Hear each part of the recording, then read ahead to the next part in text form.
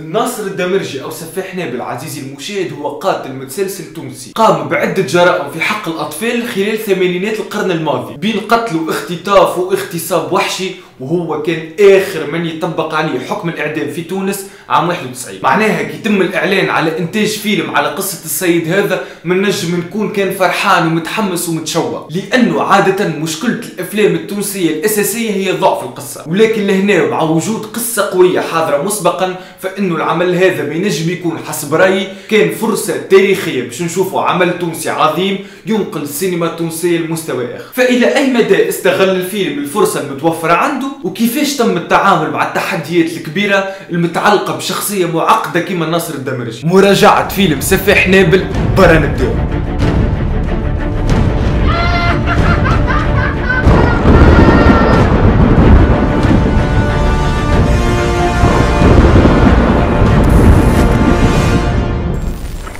قبل ما نبداو نحكيو على الفيلم خليني نحكي بصفه مقتضبه على السينما التونسيه باش نعطي فكره للي ما يعرفش ونحطه في الاطار. السينما التونسيه هي سينما عريقه صحيح، لكن مع ذلك ما زالت مبتدئه، لا عندنا لا شركات انتاج كبرى ولا انتاجات سنويه عديده. ننجو في حكايه 7-10 افلام روائيه طويله كل عام وما نجموش نقولوا لي عندنا اعمال عظيمه ولا تحف فنيه، مجرد مبادرات فرديه متفرقه ما تتجاوزش كونها جيده على اقصى حد. عربيا السينما التونسيه عندها مكانه محترمه، لكن ما نجموش نتقارنوا مع السينما المصريه لا جوده ولا كميه. واصلا الافلام التونسيه ما تحظاش بشعبيه كبيره عندنا كما المسلسلات لاسباب مختلفه نحكي عليهم فرصه اخرى. نرجع لموضوعنا. سفاح نابل هو فيلم تونسي انتاجات 2022 من اخراج كريم بن رحومه من بطوله احمد الاندلس، ويتناول قصه القاتل المتسلسل التونسي الناصر الدمرجي اللي ارتكب جرائم بشعه في حق 14 صغير في اواخر الثمانينات القرن الماضي.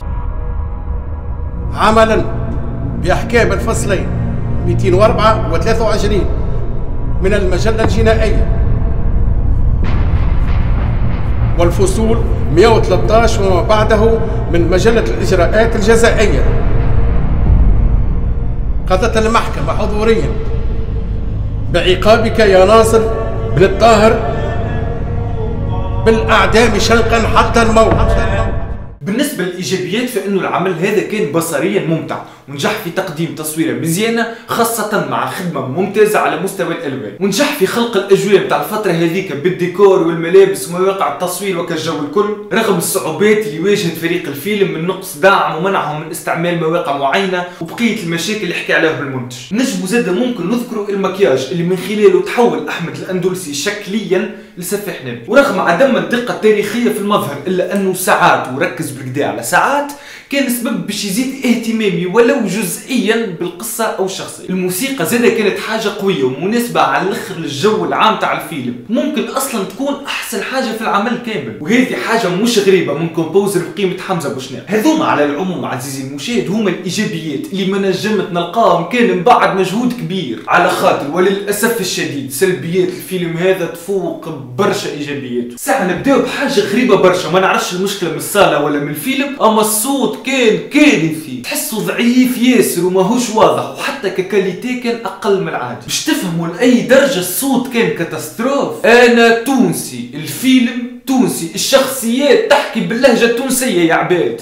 ومع ذلك اضطريت باش نعدي شطر الفيلم وانا نقرا في السوتيتر فرنسي، الشيء اللي نعتبره فضيحه. نجيب الصحيح توا. في العرض قبل الاول المنتج قدم كلمه وحكى على المشاكل اللي تعرضوا لها باش يوصلوا عملوا الفيلم هذا. صحيح نقدر المجهود والاصرار نتاعهم باش يتجاوزوا العراقيل هذه واللي ممكن تبرر لهم اي نقائص على الجانب الانتاجي، لكن ما فما حتى سبب يفسر السوء غير الطبيعي للسيناريو والحوارات وكل ما هو علاقه بالكتيبه بصفه عامه. قد ما نوصفوا شويه الى اي درجه كانت الكتيبه خايبه والقصه ضعيفه في كل جوانبها. ساعه التعامل مع شخصيه الناصر كان مع كل احتراماتي على الحيط، ما تفهمش هل يحبوك تتعاطف معاه، هل يحبوك تكرهه، هل يحبوك تخاف منه. المهم ايا كان هدفهم راهم فشلوا فيه، على خاطر شخصيا ما كان عندي حتى احساس ولا اهتمام تجاهه، ومريت فيه كان عبد بهلول وشخصيه اكثر من عاديه ما فيها حتى شيء مميز يخليها تكحل معايا في الذاكرة، ولا تعطيني اك شعور الرهبة تاع قاتل السفاح المتوحش اللي تبدا تستنى مرعوب في خطوته القادمة. باختصار وبكل صراحة، شخصية كيما الجغاري اللي سرق الصياغة خوفتني اكثر ب1000 مرة من سفاح نابل اللي قتل 14 صغير. الدوافع متاع الناصر زاده كانت مبهمة وغير مفهومة جبلة، واصلا كملت الفيلم وانا ما نعرفش علاش هو يعمل في هذاك الكل.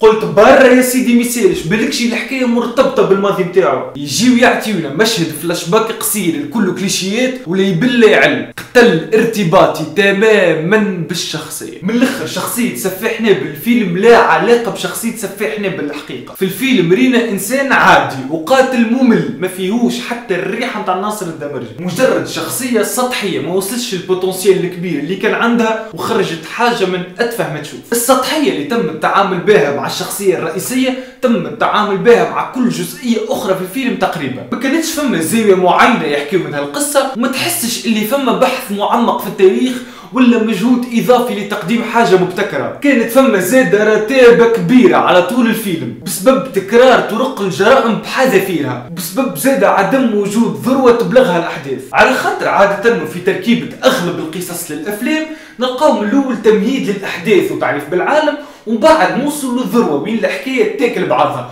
ويتم التعامل مع المشكله الرئيسيه للقصه، وفي الاخر نوصل للانعكاسات والعواقب نتاع الذروه هذه على القصه. نهنيكم على ضمانتي اللي في فيلم سفاح نابل هذا الكل ما فماش، على خاطر في الفيلم هذا باش تقعد تقول هاو تو باش تسخن الاحداث، هاو تو باش تسخن الاحداث، هاو تو باش تسخن الاحداث، تلقى الفيلم وفاه وجينيريك طلع. الشخصيات الثانويه كانت ايضا فارغه وناقصها عمق كبير ياسر، تحسها موجوده باش جوست حكايه الناصر تتحكى، كل شخصيه فاهم تعمل حاجه نقول هاي هذه سي بون اللي باش تحرك القصه، في الاخر يبعثوها من غير ما يكون عندها حتى تاثير على مجرى القصه، يتعداو لحاجه اخرى جمله عادي جدا. كان نعملوا طلع على الحوارات نلقاو فشل اخر وفشل كبير زاده، يحبوا يحسوك بالسيف الديالوج عميق والكلام اللي قاعد يتقال قوي وعظيم، الشخصيات تبدا تتكلم بطريقه غريبه تقولش عليها تخرج في الحكمه من فمها، باش انت تقول واو ملا كلام وملا فيلم، وقت اللي في الحقيقه هو ما هو الا حوار فارغ تافه سيء على كل الأصعدة وما يخدمش القصة بحتى طريقة، لكونه مجرد حشو مستفز يدل على قلة البحث وضعف الكتابة. ضعف الكتابة هذا انعكس سلبا على الممثلين، ويرينا أداءات باردة تراوحت بين المتوسطة والضعيفة، لكن ما نجموش نلوموهم على خاطر ما تنجمش تطلب من ممثل ينقذ لك فيلم كامل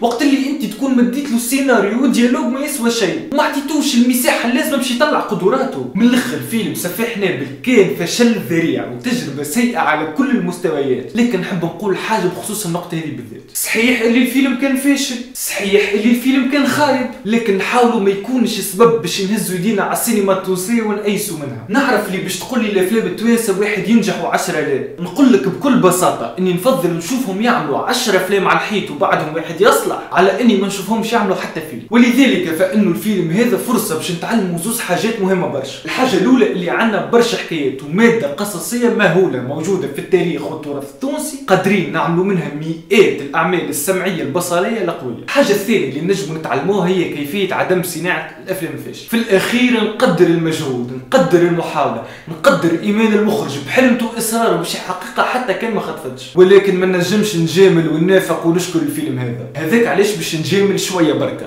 وتقييم الفيلم سفاح نابل هو 3 على 10. رايك نجم يختلف على راي عزيزي المشاهد، لذلك قل لي في الكومنتات كان عجبك فيلم سفاح نابل ولا لا، وكان عجبك الفيديو تنساش لايك سبسكرايب والشير، عملنا طلع على الانستغرام تاعنا واعطيني رايك في الكومنتات. برا تفرج.